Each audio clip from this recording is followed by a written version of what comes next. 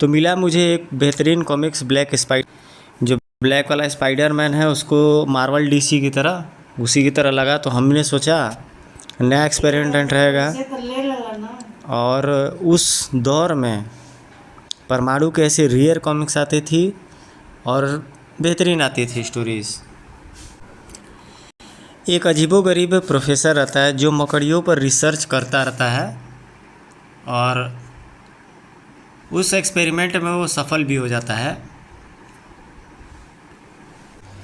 किसी मकड़ी के जीन्स को बंदर में ट्रांसप्लांट करने का प्रयोग कर रहा होता है वो, और उसमें शायद सक्सेसफुल भी हो जाता है वो। इसी प्रयोग के साथ वो प्रोफेसर जो है वो सक्सेसफुल हो जाता है।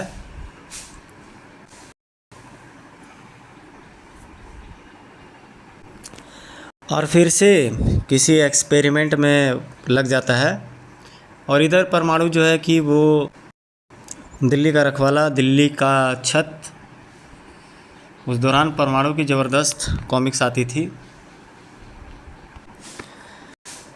ऊपर से आकाश में उड़ते वक्त लगता है कि नीचे चाकुओं से किसी इंसान को बुरी तरीके से गोद करके रखा हुआ, बिल्कुल मरनासन स्थिति में बंदा रहता है।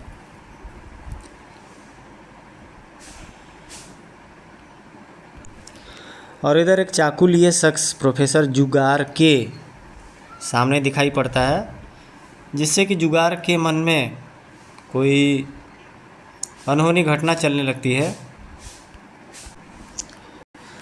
उसके मन में पता नहीं क्या सनक आता है। जो एक्सपेरिमेंट के लिए जो मकड़ी रखा रहता है उससे वह खुद को कटवा लेता है ताकि वह ब्लैक स्पाइडर बन सके। उसके बाद किट पहन करके बन जाता है वो ब्लैक स्पाइडर।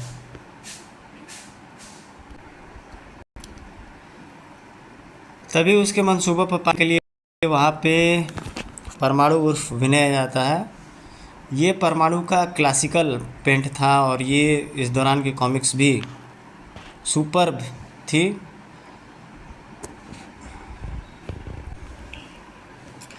काली मकड़ी से कटवाने के कारण उस शख्स में मकड़ियों जैसी पावर भी आ जाती है, तो परमाणु को भी वो विवश कर देता है और उसके बेल्ट पर एसिड फेंक देता है, जिससे कि उसकी बेल्ट न्यूट्रल हो जाती है, किसी काम के लायक नहीं रहती है। और बंदर को साथ लेकर के वो भाग जाता है। विनय के फॉर्म में इस हुए कत्ल की जांच पड़ताल करने, खोजबीन करने वो अपने स्पेशल टीम के साथ विनय उस जगह पर पहुंचता है और घटनास्थल से तुरंत निकल जाता है। New India times newspaper press में भी तूफान आने वाला रहता है। प्रोफेसर का मवाली बेटा वहाँ भी पहुँच करके फिरौती मांगता है।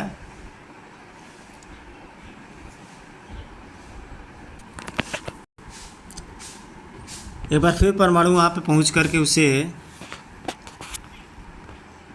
इन पर गिरा देता है, लेकिन स्पाइडरमैन की तरह मकड़ी के जाले को फेंक करके फिर से परमाणु को विवश बना लेता है और बंधे हुए स्थिति में उसे छोड़ देता है। वो परमाणु को ऐसी सिचुएशन में करके छोड़ता है कि अगर लीवर घूमते तो परमाणु के पैर खींचते और दर्दनाक स्थिति उत्पन्न हो जाती, जैसा कि 100 मूवी में हमने देखा है कि किसी को मारने से पहले वो इंजीनियर कितना दर्दनाक उसका स्थिति देता है।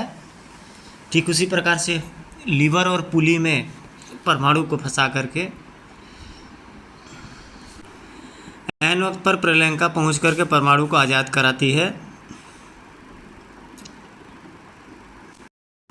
और उसके ड्रेस वगैरह को काट छाट के, जहाँ पर उसके पास बेल्ट भी नहीं रहती है। लेकिन इंस्पेक्टर विनय कुछ न कुछ नतीजा तक पहुंच जाता है मिस्टर आकाश नाम के व्यक्ति पर उसका डाउट जाता है।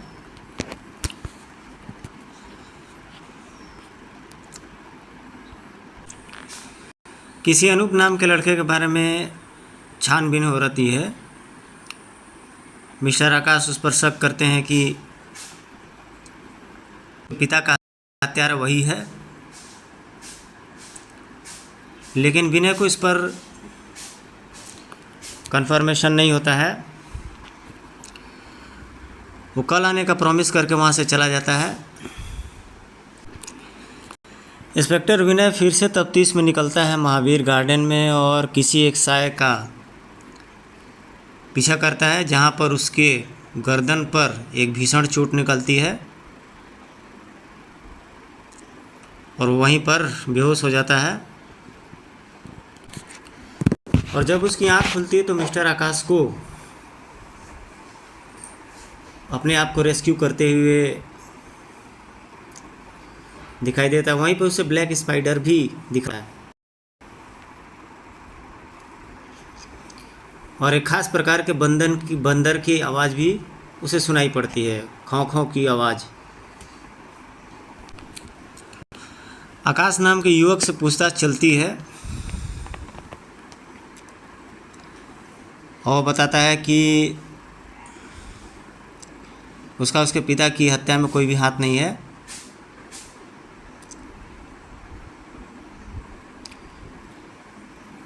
मैं पापा की हत्या होने से कुछ देर पहले उनसे मिलने उनकी लैब में गया था और ऐसा मैंने इसलिए किया कि मेरी आँख खुल चुकी थी और मैं उनसे माफ़ी मांगने और सुधरने का वचन देने गया था। इसी बीच मेरी उंगलियों के निशान वहाँ बन जाना कोई बड़ी बात नहीं थी। रही रुपयों की बात, तो किस्मत से मेरी एक लॉटरी लग गई थी। चूँकि मैंने पापा को सुधारने का वचन दिया था, इसलिए मैं इन रुपयों से गरीबों की मदद करने में जुट गया।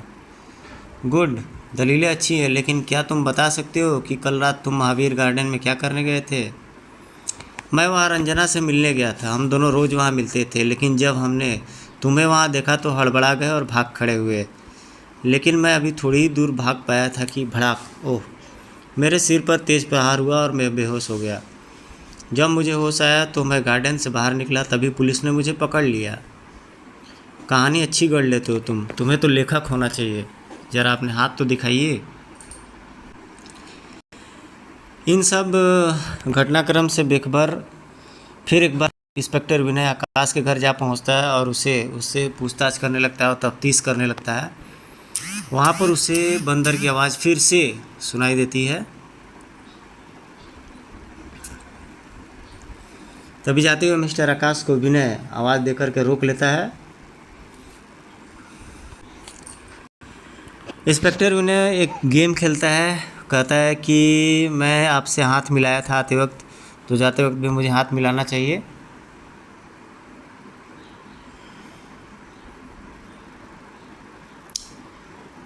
कैसे ऑफिसर हैं आप? सिर्फ आप मुझसे के लिए आप भागते हुए मेरे पास आए और ये आप बायां हाथ क्यों मिला लाए?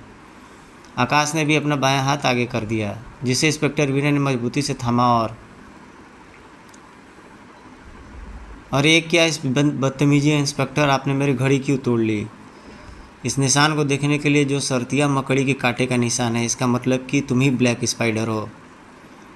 ये क्या बक रहे हो इंस्पेक्टर? इस तुम्हारे बात का क्या सबूत है? पहला सबूत तुम्हारी कलाई पर मकड़ी के कांटे का निशान। दूसरा सबूत तुम्हारा वो स्पाइडर मंकी जिसे तुम अभी अभी पुलिस स्टेशन की छत से तुम्हारे कंधे पर कूदते देखा था और जो इस समय तुम्हारी कार में मौजूद है। खौं खौं। कार से कूदने के साथ ही स्पाइडर मंकी ने इंस्पेक्टर विनय पर हमला बोल दिया। उफ, घबरा कर नीचे गिरा जो विनय, तो शाबाश मंकी फाड़ डाल इस इंस्पेक्टर को, क्योंकि ये हमारा राज जान चुका है। खौं खौं। बस आकाश के मुंह से इतना ही निकला था कि तेरे मुंह से यही सब सुनने के लिए तो मैंने ये नाटक किया था, ताकि तू ये समझे कि तेरा मुझ पर हावी हो गया है। तेरा मंकी मुझ पर हावी हो गया और वो मुझे ज़िंदा नहीं छोड़ेगा। धड़ाका। अब इंस्पेक्टर विनय ने स्पाइडर मंकी को दोबारा अपने पर झपटने का मौका नहीं दिया। ये बार इसे बेहोश करने के लिए काफ़ी है। खट खौं। फिर विनय और आकाश उर्फ ब्लैक स्पाइडर को लात घूंसों पर रख लिया। घुप।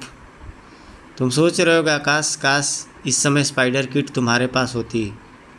धाड़, क्यों, यही बात है ना। कुछ ही देर में अब असली अपराधी जेल की सलाखों के पीछे था। मैं हमेशा से ही पिताजी के साथ एक्सपेरिमेंट करने में लगा रहता था। हमारी मेहनत से बने बहुत से चमत्कारी एक्सपेरिमेंट देश की भलाई के काम आते थे, लेकिन हमें उनसे कोई फ़ायदा नहीं हुआ। मैंने भी जब इस बारे में पापा से बात की तो उन्होंने मुझे यह कहकर टाल दिया कि देश की सेवा ही सबसे बड़ा फ़ायदा है।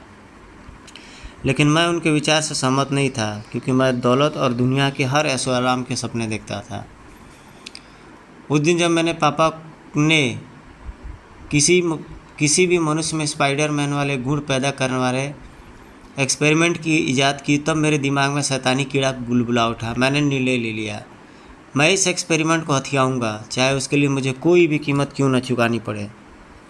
बस इसी शैतानी इरादे के तहत जब मैं रात को अपने मकसद हल करने पहुंचा तो अचानक पापा के ड्राइवर ने मुझे देख लिया। मैं चाकू निकालकर तुरंत ही उस पर टूट पड़ा, खच खच, और उसे बुरी तरीके से मारकर मैं जा पहुंचा पापा के सामने और उनकी हत्या करके खच खच मैं बन बैठा ब्लैक स्पाइडर। तो ये सारे गुनाहों को कबूल कर लेता है और ये बताता है कि ब्लैक स्पाइडर यही बंदा, यही शख्स रहता है। और यहीं पे ये स्टोरी ख़त्म होती है। बहुत बढ़िया इसकी स्टोरी लगी मुझे। मैं फेसबुक वगैरह पे सर्च कर रहा था, मुझे लगा कि अपने रीडर्स को ये स्टोरी बतानी चाहिए। और सबसे पहले शुक्रिया, हम लोगों का कॉमिक्स जर्नी जो है 20,000 सब्सक्राइबर पहुंच चुका है, उसके लिए आप सभी लोग का धन्यवाद। दोस्तों, मेरा रिक्वेस्ट है कि अगर किसी के भाई बंधु अगर फॉरेन कंट्रीज़ में रहते हैं तो मेरी इस वीडियो को फॉरेन कंट्रीज़ में ज़रूर शेयर करिए, क्योंकि जो हमारी जो नीचे है उस पर सबसे कम पेमेंट होता है। और आप जानते हो कि पैसा मोटिवेशन देता है, घर चलाने के लिए या फिर कोई भी कंडीशन के लिए पैसा बहुत ज़रूरी होता है। तो अगर हमारा चैनल अगर मोटिवेट होगा, बढ़ेगा आगे, तो इसी तरीके से हम आपके लिए और भी बेहतरीन चीज़ों को लाते रहेंगे। मिलते हैं आपसे अगले वीडियो में, नेक्स्ट वीडियो में। Till then take care, good bye, जय हिंद।